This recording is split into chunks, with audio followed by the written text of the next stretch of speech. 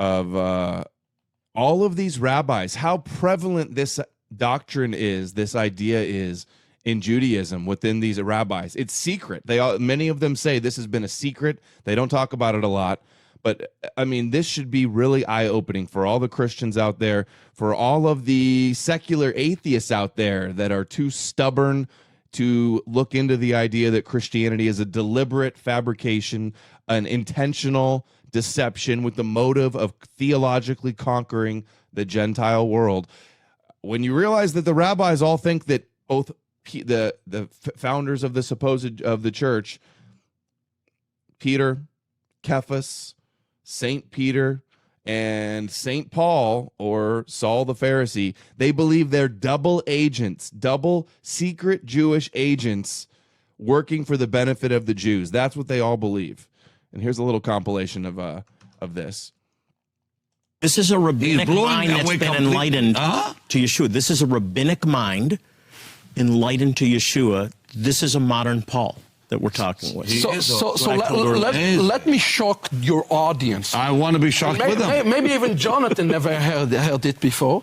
But on the 9th of Tevet that is coming upon us, the Jewish people fast. Wait, say that again. On the 9th day on the month of Tevet. It's the Hebrew calendar. On the Hebrew calendar, which is it's next week. It's for almost on Christmas. By the way, guess what happened? Every Jew in the world that is a practicing Jew fast. Fasting. Why do every Jew in the world on one of their top holidays they do a fast? Why do they fast? We fast. Why? I found the answer. We fast for a special Jew. Special Jew. You know what his name? Simon Peter. Every Jew in the world fast for Simon Peter. This is even in the Wikipedia, non-Christian views in Judaism, Saint Peter and Judaism.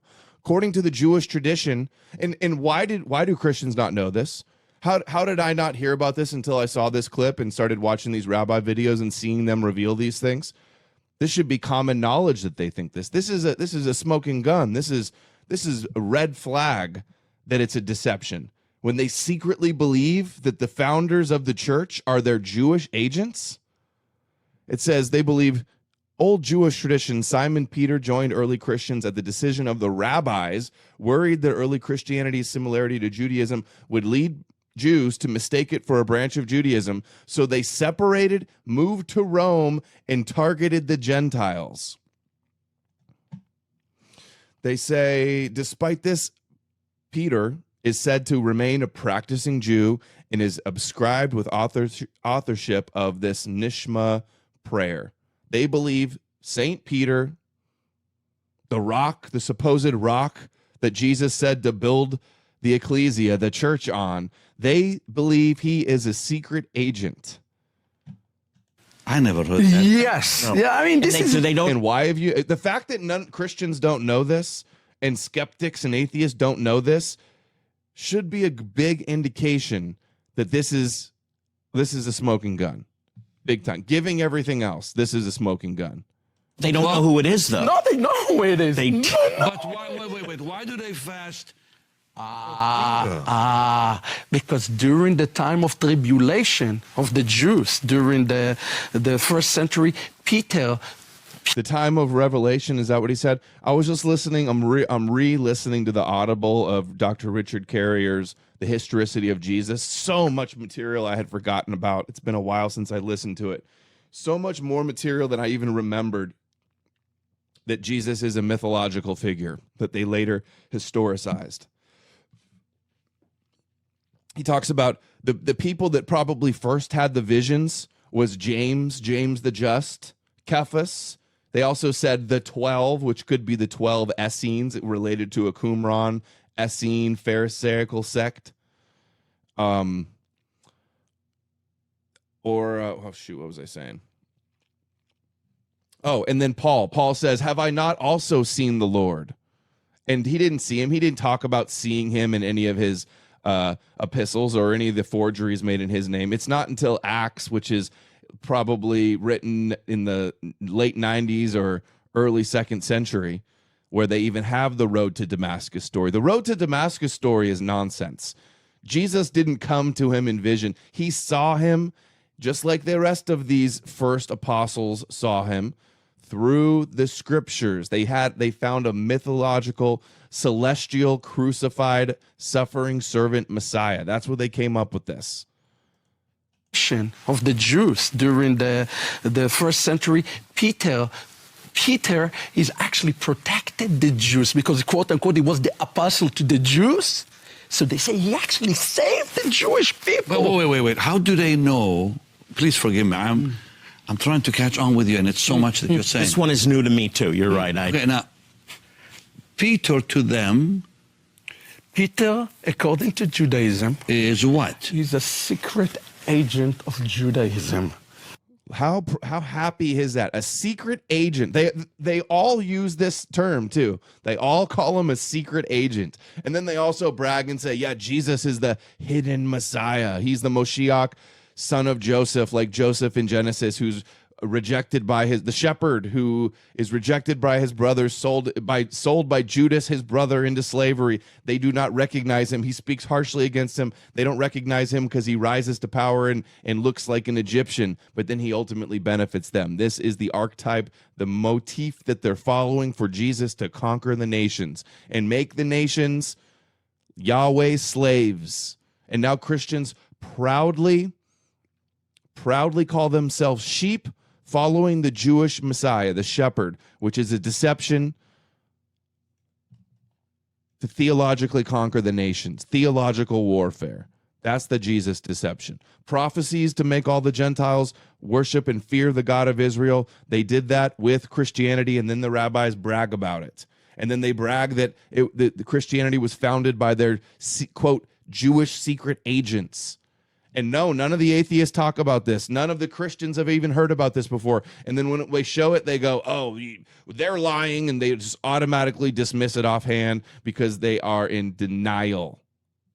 Is what? He's a secret agent of Judaism that was put by the Jews themselves to protect the Jewish people from those big, mean Christians. It's very, very interesting. Matter manipulation was used also responsibly,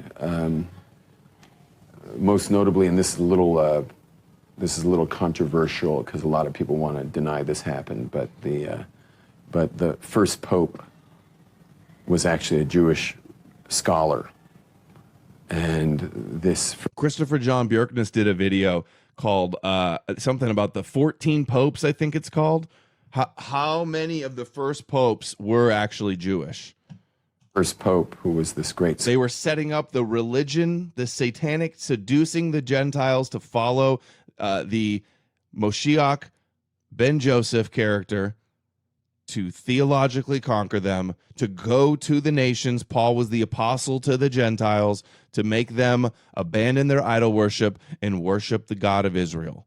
If you can get them, and then that includes the Torah as the word of God, that they were once chosen, that their covenant is real, to fear, to control, and get obedience by fear.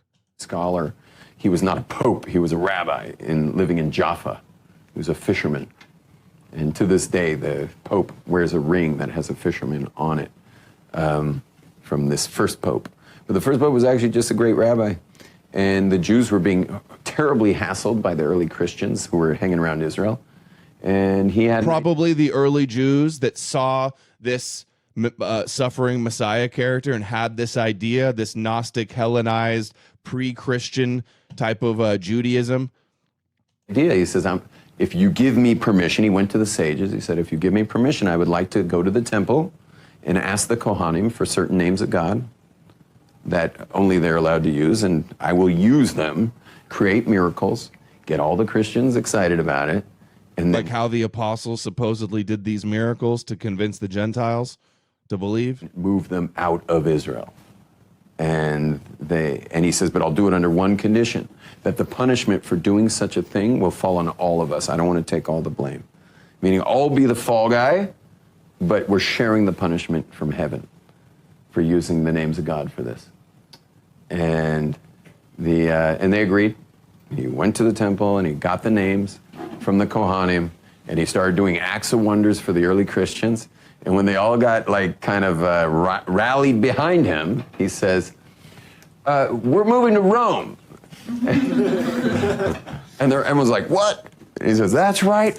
It's the word of God. Moving to Rome because Rome was Edom. Rome was the occupying force at the time. They were the empire at a time that they wanted to infiltrate from within, use psychological manipulation, psychological warfare, theological warfare to set up a controlled opposition cult, playing the role of Esau in Edom to conquer Rome from within. We're moving to Rome. And all the early Christians were like, Rome it is. You know, we're with Bozo. You know, and they all went to Rome. This was 2,000 years ago. It's the time of the beginning of Christianity. And they moved to Rome, and he became known as the first pope. The Council of Jerusalem by James, the brother of Jesus, who had assumed leadership of the early Jesus movement. By brother of Jesus, they call brothers is a brother in Christ. When I used to go to church, everybody was sister this, brother this. That's how they referred to these people and these to other people that are initiated and see these visions of Jesus in the scriptures. That's what brother means. Is instructive. The decision of the council was to permit Paul to teach Gentiles to observe some of the Noahide laws. That's what Christianity always was. Like Maimonides says, they want a one world religion. They want everybody to worship their God, because if they're going to have a one world government, they need a one world religion. They need one authority. They need everybody to fear this authority. And they did this. They accomplished this clearly with Christianity.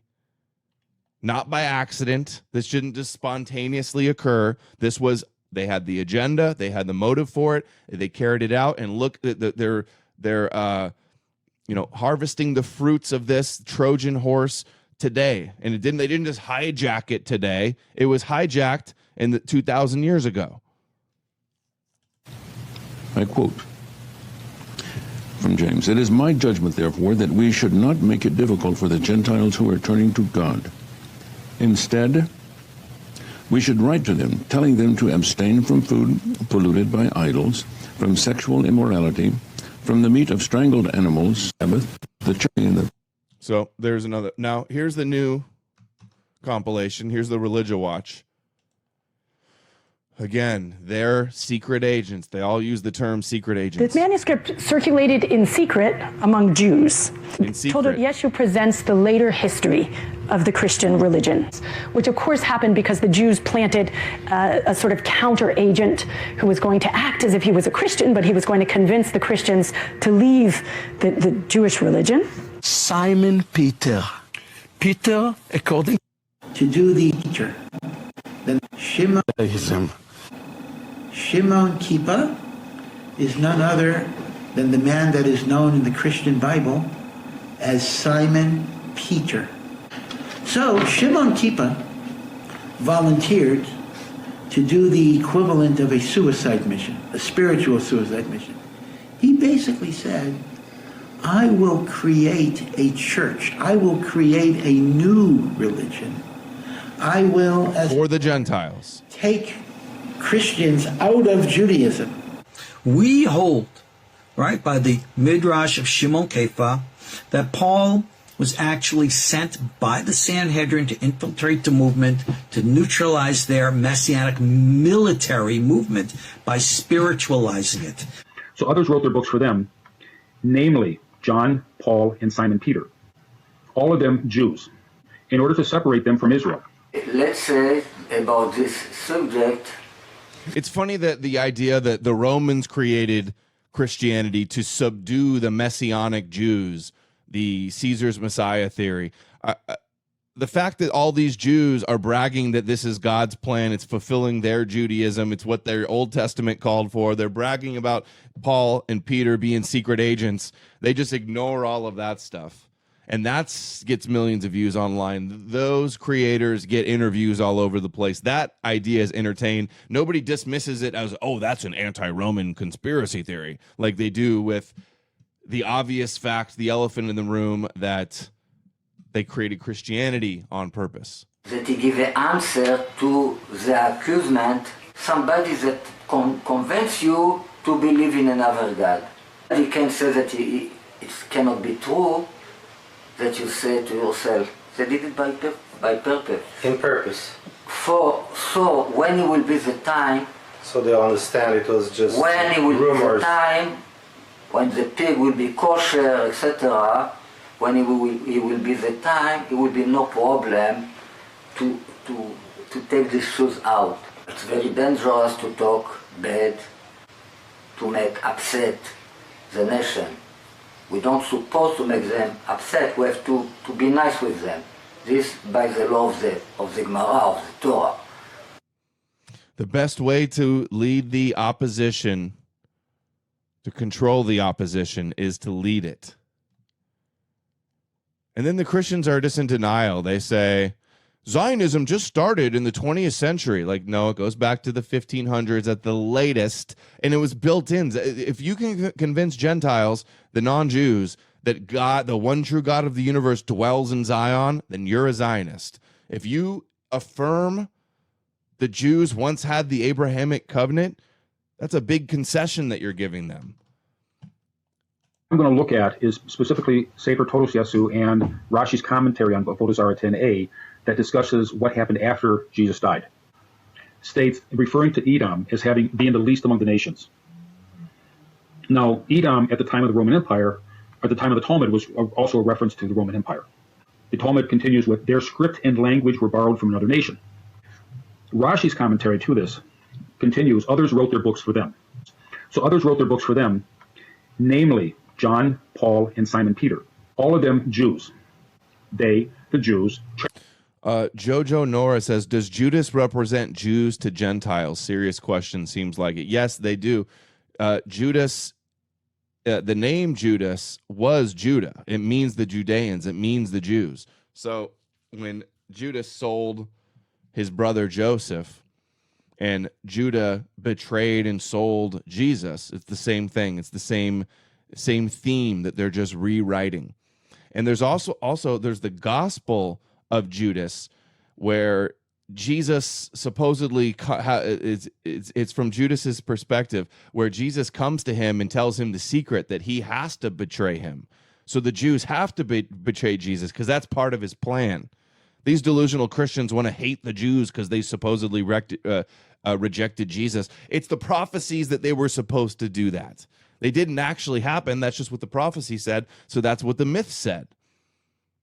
They reject him and mock him and spit on him like he's the scapegoat. He's the anti-Messiah that they're blinded to. That he's the stumbling stone that becomes the cornerstone, like in Psalms. They're supposed to reject him because that's why Jesus came to Judas saying that he had to do this. This was his plan, which it was. This is how else would the Christians be saved if Jesus didn't die and they didn't get the blood magic scapegoat Yom Kippur sacrifice? Transformed the language into an obscure one in order to separate them from Israel. They impersonated priests and ordained all the Christian laws and customs and books, as is stated explicitly in the Kliyat Yesu narrative. You have three people who were authentic Jews. Now, according to Sefer Todos Yesu, it refers to one person, and he was a rabbi who was sort of amongst the sages, and he went into a secretive, sort of double agent role for the purpose of corrupting Christianity. So double agent to corrupt. Christianity was already corrupted, but his goal was to go in there to make it so corrupted that regular Jewish people would have nothing to do with it. The description given refers to Paul. And in the Rashi commentary, we have Paul as well as Simon, Peter, and John. So see, they wanted to create a Christianity that Jews identify themselves by rejecting Jesus, and Christians identify themselves with the Jews being the villains who killed Jesus and rejected them, and they're just so obsessed, panties in a bunch, that they need to accept him. Talk about reverse psychology. It was the Jews who had the Messiah who was supposed to subjugate and conquer the Gentiles and make the Gentiles believe. They pretend to reject him to entice and to seduce and trick the Gentiles into following this guy. It is the original controlled opposition dichotomy setup. He's supposedly the enemy of the Pharisees, but it's using this as the vehicle, as the instrument to make the Gentiles all believe in the God of Israel and the power of Jewish prophecy. Within these people who are described as authentic Jews, who in order to separate Christianity away from the Jewish people, created this New Testament. Well, they took a language, either way, they took a language that was not something the Jewish people would use, Greek or Latin. It would not be acceptable to the Jewish people. And they wrote the books in those languages. And they created customs that were different. Yeah, they wrote it in Greek to target the Gentiles. If they were meant to, this was for a mystery religion targeting the Jews, it would not have been written in Greek. From the Jewish custom. So the Jewish people would stay away from Christianity. Especially if Jesus and all of his followers were supposedly speaking Aramaic. And then it's all written in Greek. Already that's a huge issue.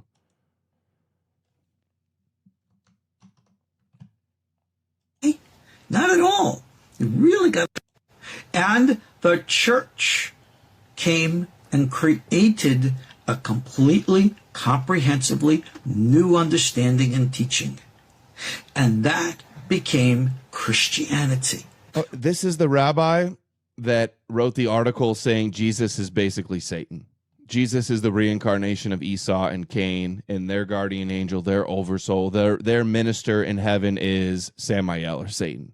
We hold, right, by the Midrash of Shimon Kefa, that Paul was actually sent by the Sanhedrin to infiltrate the movement, to neutralize their messianic military movement by spiritualizing it. But so if they were to make up this idea that Paul was sent by the Sanhedrin, and we'll get to more to Paul and his connections to the Sanhedrin later, or the purported connections to the Sanhedrin, but they believe, so they don't hate Christianity. That if they hated Christianity, they wouldn't come up with copes like this. They wouldn't come up with explanations like this. They see the benefit in Christianity. They believe the official Orthodox view, the official top authoritative Rabbi Maimonides, all agree Christianity is not a mistake. It's part of God's plan. They can see how this is benefiting them. They want a one-world government. They want a one-world religion, all flesh in the world, worshiping Yahweh. Christianity did that for them. If you actually read in Paul, read Romans, reread Galatians, he wasn't this anti-Torah guy. Not at all.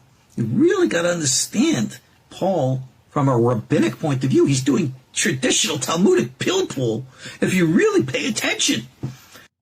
This is what they all say. They said the same thing about Jesus, that they're doing Talmudic pilpul. That's how they created the Bible, basically, or the New Testament, with Midrash, Pesher, and pilpul. But people without the Judaic background don't know how to pay attention to this.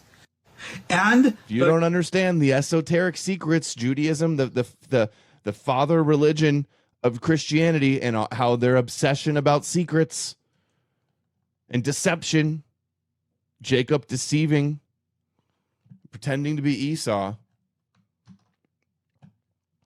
Another one from Religion Watch. An empire that was... He just started a brand new account. He was watching my videos. I talked to him the other day. He was watching my videos. Former Roman Catholic, by the way, Religion Watch is. I'm not doxing him, but I thought that's important that people know. A former Christian that watched my videos and realized it's all a big deception, and it's completely cucked. Christ cucked. Yeshua simps. Theologically enslaved. Yahweh's slaves. He realized it, and now he's helping me get the word out with these videos. He just started an account. Everybody follow him. Religion Watch. Already 6,000 views on a video. He found this. He's contributing, helping with these videos. At one point, an empire that was at one point totally pagan becomes essentially 100% Christian. But basically, Christianity is imposed upon the native populations in these countries. Imposed, yes, Christianity. Through Christianity, the Jews who were small in number and didn't have the power, through Christianity, through the deception, got the Gentiles to impose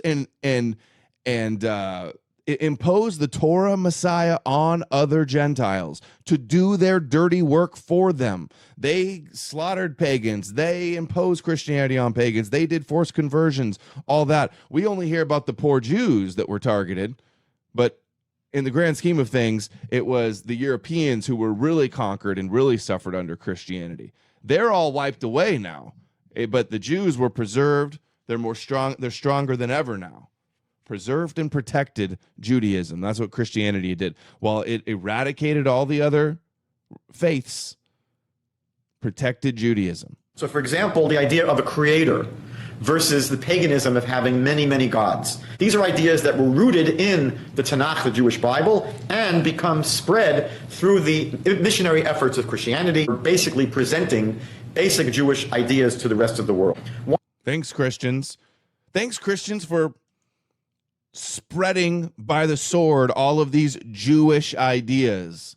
Efforts of Christianity were basically presenting basic Jewish ideas to the rest of the world. Why were they so successful in spreading to the entire world? Possibly, this all plays into God's plan that if the Jewish Messiah came to a pagan world, the world would not notice. It wouldn't register, because the idea of a Jewish Messiah in a pagan world... See, the Jewish Messiah was supposed to be for the Jews, so they had to come up with a story that he's rejected so the Gentiles would buy into it.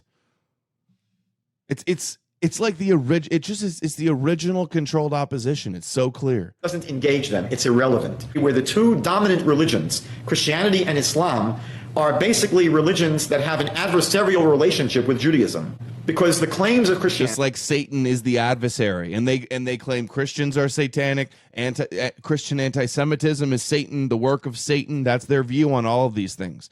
Esau hates Jacob. Christianity is a religion that they created to hate Jews, to give them their victim complex and give them the suffering for their atonement and their redemption, to keep them from assimilating, to keep them separate, to scapegoat us and turn us into the villains of the story, and them the powerful victim position of hyping up the victim status.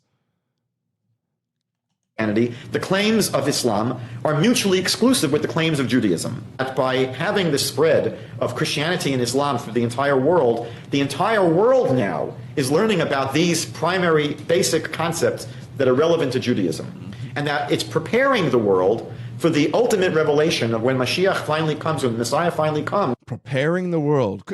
Their official view is that Christianity is preparing the world, and it very obviously the Christians will cope and say they're lying, or they're just trying to make be optimistic. They're coping that they're with all this stuff. No, they very strongly believe, and why wouldn't they, that Christianity is preparing the world for the one world government.